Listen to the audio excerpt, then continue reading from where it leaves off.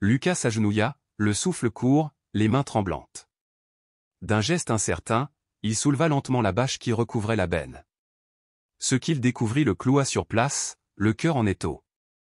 Dans cette caisse insalubre, sous une couverture maculée de saleté, 3 nouveau-nés étaient blottis les uns contre les autres.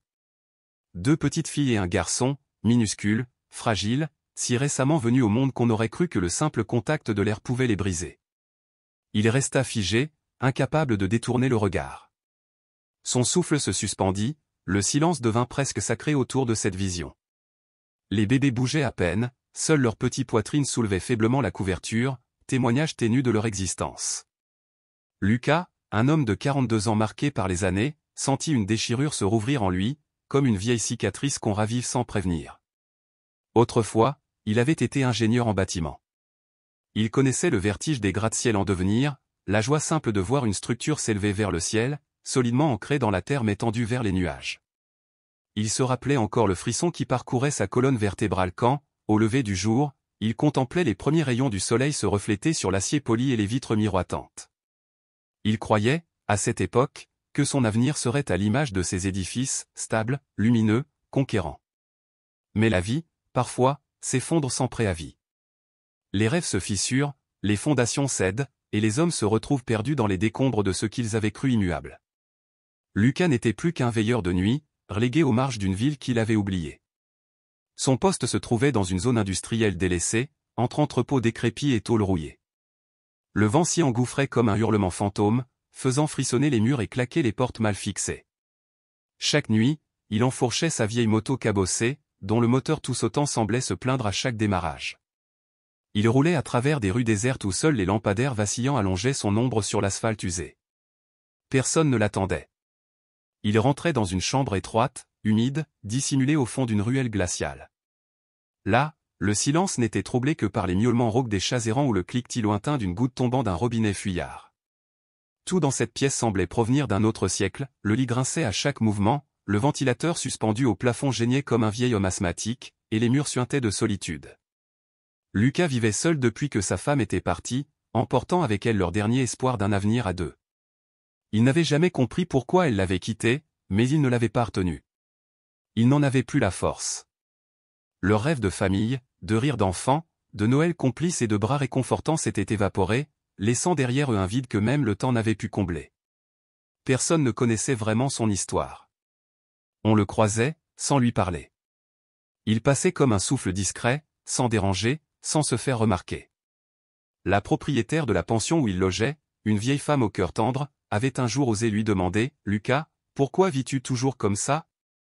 Il avait simplement esquissé un sourire pâle, le regard perdu au loin, là où les feuilles mortes dansaient dans le vent glacé.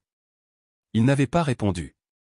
Peut-être parce qu'il ne savait plus, lui-même, où trouver cette réponse.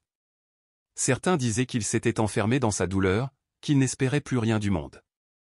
Mais ceux qui avaient un jour croisé son regard y avaient perçu une étincelle discrète. Une lueur fragile, vacillante, mais bien présente. Comme une braise enfouie sous des tonnes de cendres. Le désir enfoui d'un foyer, d'une voix d'enfant, d'un éclat de rire. Un rêve qu'il s'interdisait, de peur qu'il ne le trahisse à nouveau. Ses journées s'égrenaient dans une monotonie sans fin. Chaque heure ressemblait à la précédente, chaque nuit était une répétition de la veille. Il avançait comme un automate, jusqu'à ce soir-là. Une nuit d'hiver si glaciale que même les chiens errants avaient déserté les trottoirs.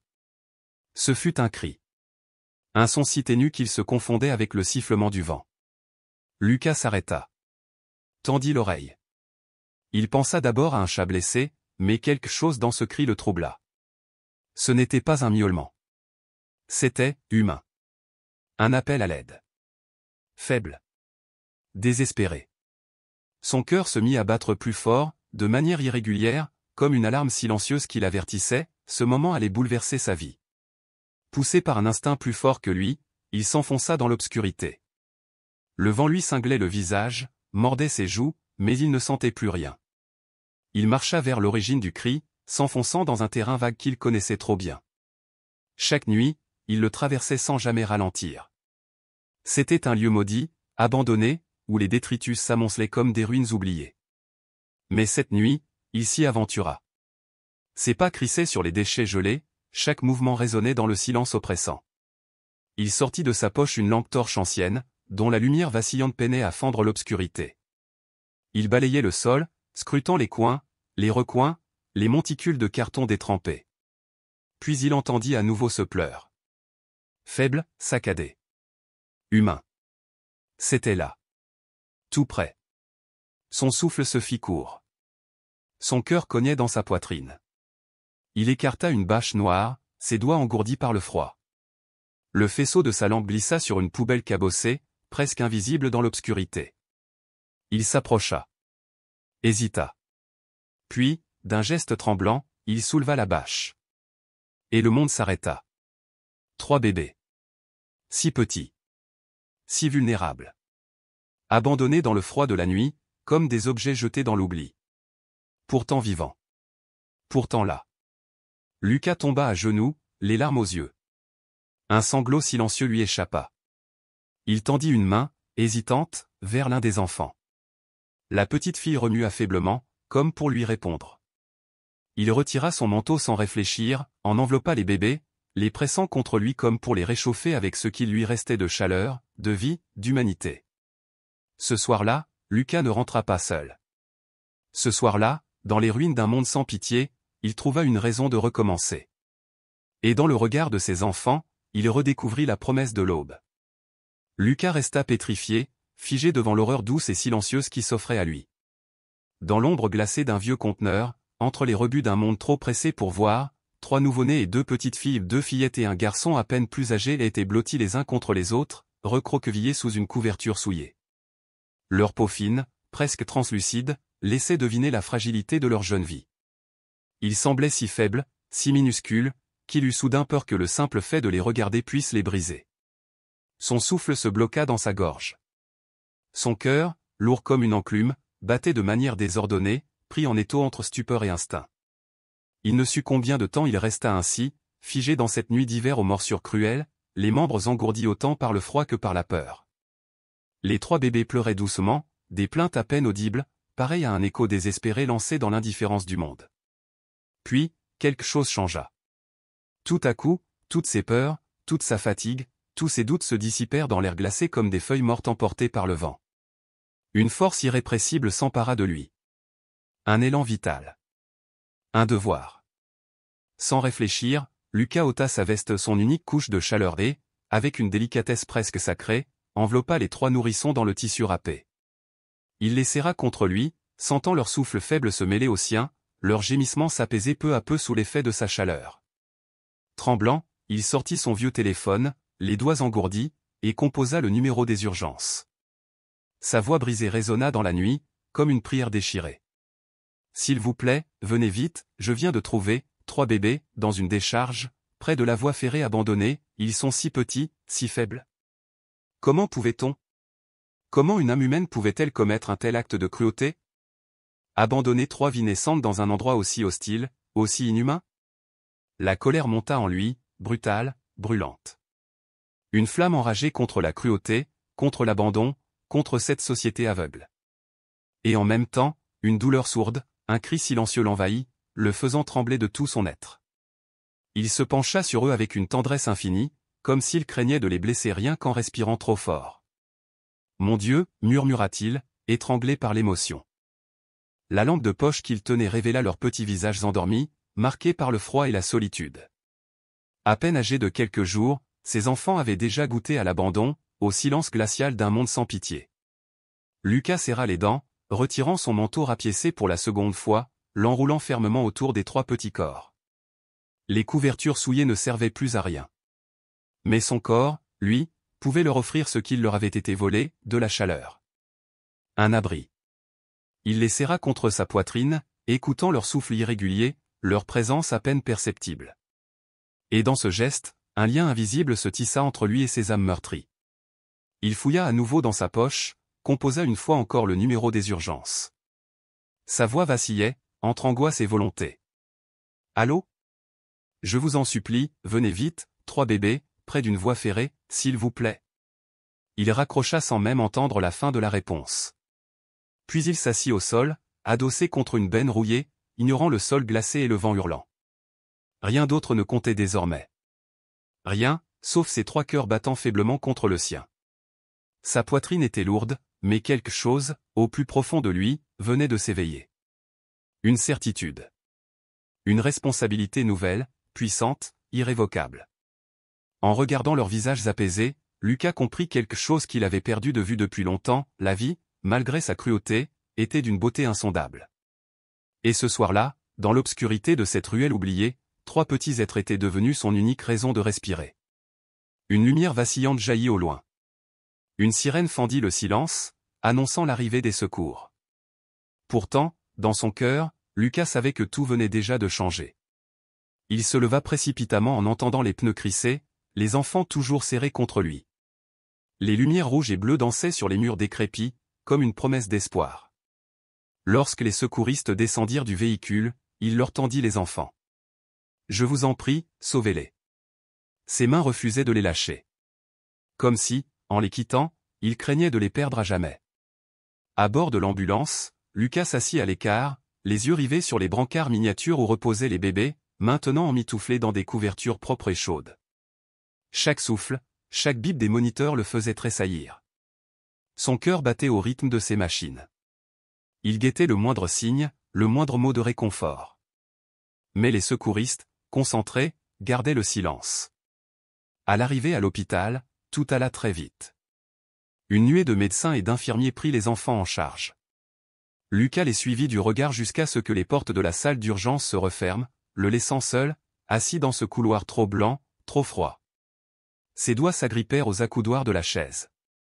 Ses jointures devinrent blanches. Dans sa tête, les questions se bousculaient, allait-il survivre? Comment cela avait-il pu arriver? Qui pouvait leur avoir fait ça? La lumière crue des néons lui donnait la nausée. Au loin, les sanglots d'un enfant résonnaient. Il baissa les yeux vers ses mains. Des mains calleuses, dures. Et pourtant, encore empreintes de la chaleur fragile de 3 vies. Il n'avait jamais pensé pouvoir aimer à nouveau. Et pourtant, ce soir, un fil invisible le reliait à ses enfants. Il ne connaissait ni leur nom, ni leur histoire. Mais il savait qu'il ne les laisserait pas tomber. Enfin, la porte s'ouvrit. Un médecin s'approcha, le visage marqué par la fatigue. « Docteur » souffla Lucas, se levant d'un bond. « Comment vont-ils? Est-ce qu'ils vont s'en sortir ?» Le médecin hocha doucement la tête. « Ils souffrent tous les 3 de malnutrition sévère. Leur état est très fragile, mais grâce à votre intervention rapide, nous avons pu stabiliser leurs signes vitaux. Ils auront besoin de soins longs, intensifs, et d'un environnement sécurisé. » Il s'arrêta, avant de poser la question fatidique. « Êtes-vous un proche ?» Lucas sentit un frisson lui parcourir l'échine. Un proche? Il n'en avait pas le droit, légalement. Mais dans son cœur, il n'y avait aucun doute. Non, répondit-il après un court silence. Je ne les connais pas. Mais c'est moi qui les ai trouvés. Et j'assume la responsabilité. Je veux les élever. Tous les 3. Le médecin le fixa. Il avait dû entendre cela 1000 fois. Des élans de cœur, des promesses faites dans l'émotion. Mais chez Lucas, il sentit autre chose. Une résolution profonde. Quelque chose de solide, d'irréversible.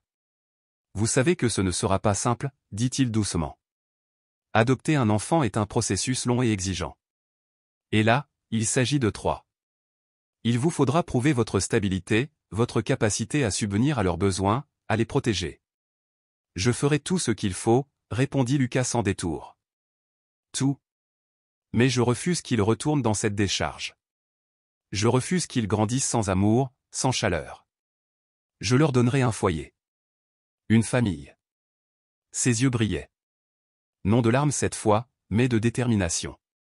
Et ainsi, dans ce couloir d'hôpital, à l'heure où d'autres dorment ou fuient leurs responsabilités, Lucas prit une décision. Une promesse silencieuse. Ce soir-là, il ne sauva pas seulement 3 enfants. Il se sauva lui-même. Le médecin resta silencieux pendant un long moment, scrutant le regard de Lucas comme s'il y cherchait une vérité cachée, une flamme indéfinissable. Puis, d'un simple hochement de tête, il répondit enfin, d'une voix grave mais douce. Très bien. Nous alerterons les services sociaux. Mais préparez-vous, le chemin sera long, et semé d'embûches. Lucas acquiesça lentement, un frisson lui parcourant l'échine. Une lueur d'espoir venait de percer l'épaisse obscurité dans laquelle il se trouvait. Ces 3 enfants abandonnés dans une décharge, il ne les avait pas seulement sauvés. Il venait aussi de le sauver. Il donnait un sens à sa propre existence, une direction, une mission. Il savait que les obstacles seraient nombreux, que la société ne verrait pas d'un bon œil un homme seul, sans ressources, accueillir 3 petits êtres aussi fragiles. Mais jamais il ne s'était senti aussi déterminé. La décision d'adopter les enfants ne fut ni rapide ni facile. Dès les premiers jours, les travailleurs sociaux lui rappelèrent, avec une insistance teintée de scepticisme, l'ampleur de la tâche. « Monsieur, êtes-vous bien conscient de ce que cela implique ?» lui demanda l'un d'eux, le regard à la fois grave et chargé d'inquiétude. Subvenir à leurs besoins essentiels représentera déjà un défi. Les élever, les guider, les aimer, cela demandera des forces immenses. Lucas écoutait, les mains nouées, le cœur serré. Il n'était ni riche, ni puissant, ni même particulièrement stable. Son emploi de veilleur de nuit était précaire, son logement minuscule, sa vie marquée par la solitude et les silences. Mais depuis le soir où il avait découvert ses enfants recroquevillés sous une couverture sale, une flamme nouvelle brûlait en lui. Une force farouche, inébranlable. « Je ne peux pas les abandonner », répondit-il simplement, d'une voix ferme. « Peu importe les difficultés. Je les aime déjà. » Alors commença un parcours semé de doutes, mais aussi de petits miracles. Lucas s'inscrivit à des cours de parentalité organisés par le centre social. Lui, l'homme habitué aux outils et aux rondes nocturnes, apprenait désormais à changer des couches, à stériliser des biberons, à apaiser des pleurs et à interpréter les gestes des tout-petits. Chaque erreur était pour lui une leçon, chaque progrès un triomphe. Il s'exerçait même sur des poupées d'entraînement, souriant lorsqu'un bras ou une jambe en plastique tombait maladroitement. Puis il transforma son petit appartement. La pièce unique, sombre et exiguë, devint un foyer. Il y construisit de ses mains de simples lits superposés, repeignit les murs en jaune pâle pour y faire entrer la lumière, accrocha des dessins d'enfants au mur, comme s'il voulait conjurer l'austérité des lieux. Il acheta des couches, du lait en poudre, des vêtements d'occasion. Chaque objet, chaque détail respirait l'amour. Ce n'était pas grand, mais c'était un nid. Au début, les voisins le regardaient avec méfiance, voire avec une certaine moquerie. Qui était cet homme seul, aux yeux fatigués, traînant derrière lui 3 nourrissons? Mais peu à peu, la méfiance laissa place à l'étonnement. Puis à l'admiration. Une voisine lui prêta une poussette. Un autre lui indiqua une association caritative. Chaque petit geste comptait. Mais les nuits restaient longues, épuisantes. Lucas enchaînait les gardes de nuit, et lorsqu'il n'était pas au travail, il acceptait les petits boulots, réparations, courses, ménage. Il travaillait jusqu'à l'épuisement, parfois les yeux brûlés par le manque de sommeil. Et malgré tout, chaque soir, en rentrant, il retrouvait la paix. En voyant Pierre, Arthur et Sophie dormir paisiblement, son cœur se serrait d'une tendresse immense. Il oubliait sa fatigue, ses douleurs. Il savait qu'il avait fait le bon choix. Les premières semaines furent un tourbillon. Il passait des nuits blanches à bercer les enfants, à courir de l'un à l'autre, à calmer des cris qui lui transperçaient l'âme. Parfois, il tombait de sommeil sur le sol, les bras toujours ouverts, prêt à les relever s'il pleurait.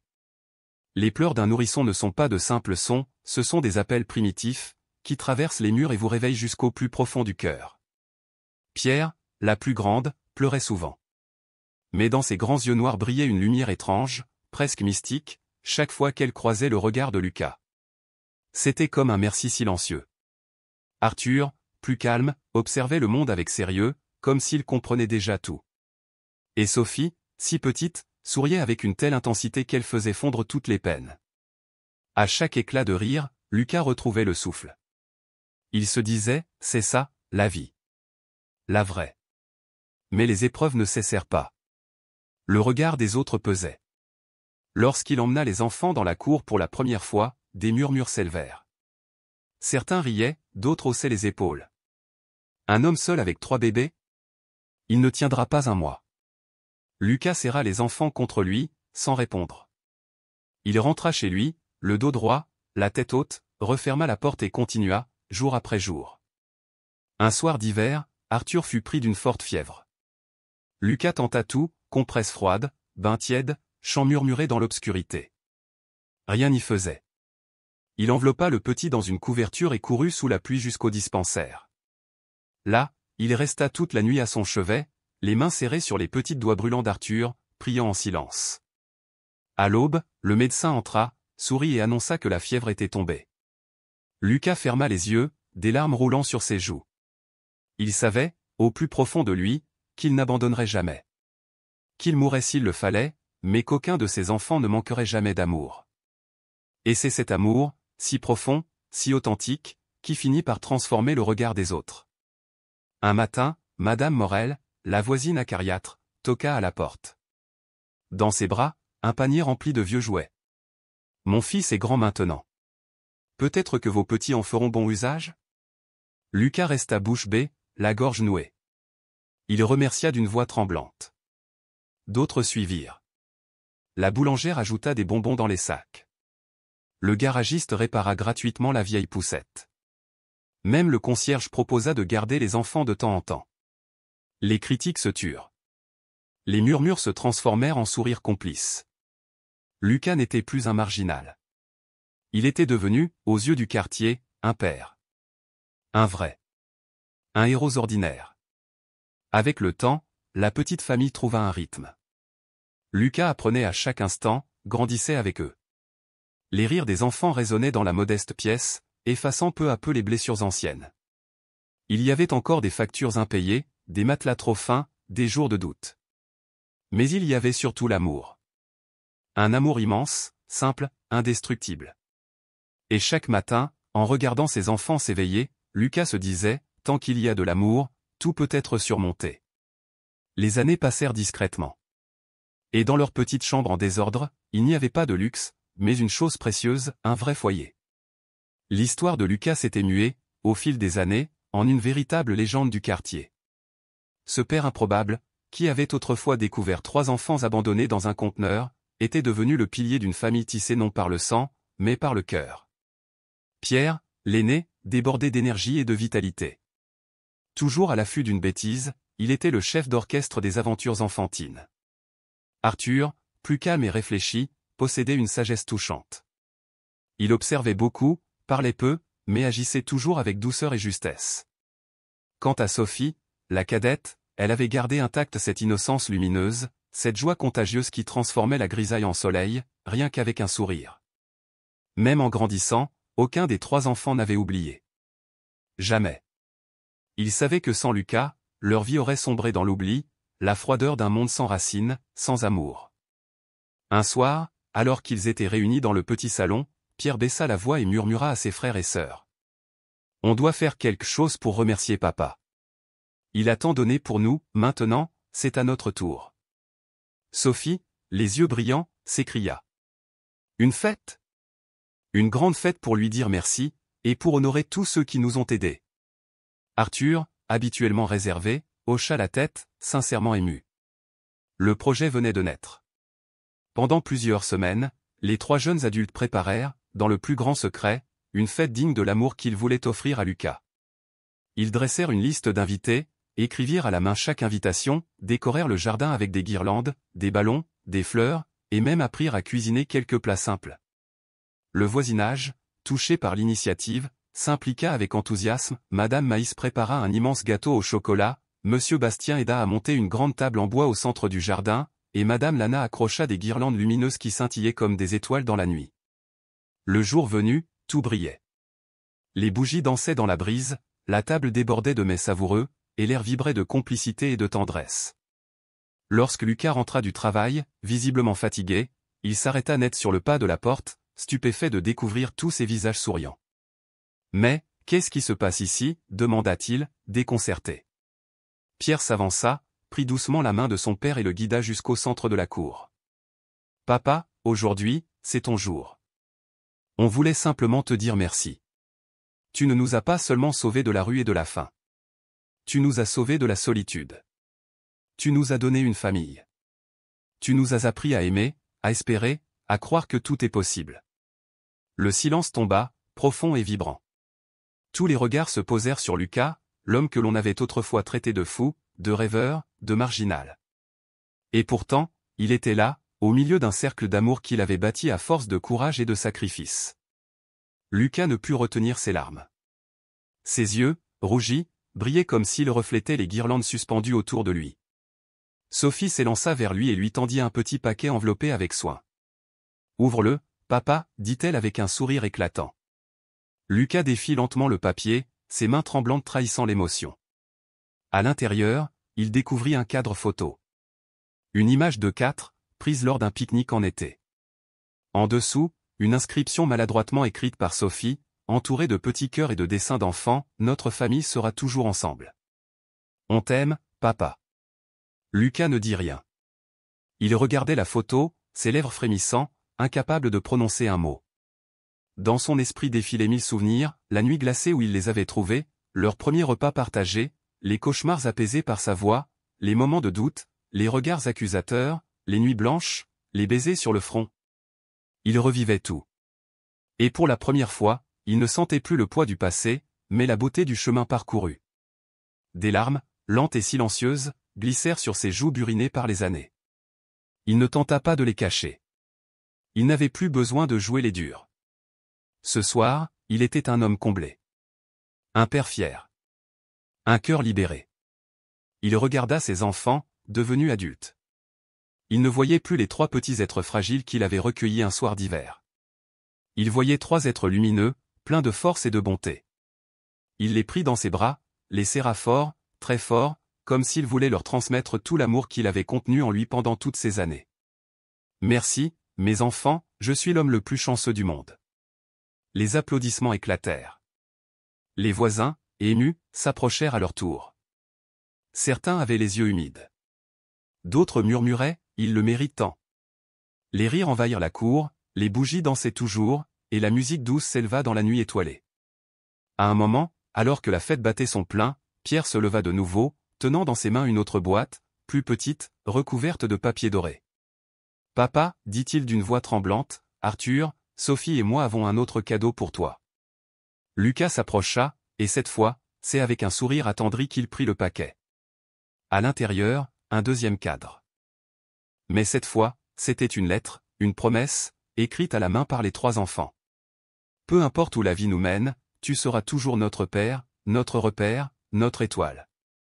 Nous promettons de nous soutenir, de transmettre ton amour, et de ne jamais oublier d'où nous venons. » Lucas fondit en larmes. Il s'assit sur une chaise, tenant les 2 cadres sur ses genoux, et regarda les visages de ses enfants comme s'il voulait les imprimer à jamais dans sa mémoire. Il n'avait jamais rêvé d'une telle reconnaissance. Il n'avait jamais espéré un tel bonheur. 13 ans plus tôt, il n'était qu'un homme brisé, solitaire, sans direction. Il vivait à l'ombre du monde, dans un modeste logement, exerçant un travail sans prestige. Et puis, un soir, le destin l'avait mis face à 3 vies en détresse. Il avait tendu la main, et sans le savoir, il s'était aussi sauvé lui-même. Ce soir-là, dans la lumière douce des guirlandes, Lucas comprit que son plus grand chef-d'œuvre n'était pas un exploit professionnel, ni une réussite sociale. C'était sa famille. Cette famille née du chaos, façonnée par l'amour, consolidée par les épreuves, et illuminée par la gratitude. La fête se poursuivit tard dans la nuit. Les rires résonnaient encore longtemps dans le quartier. Les visages brillaient d'une émotion pure.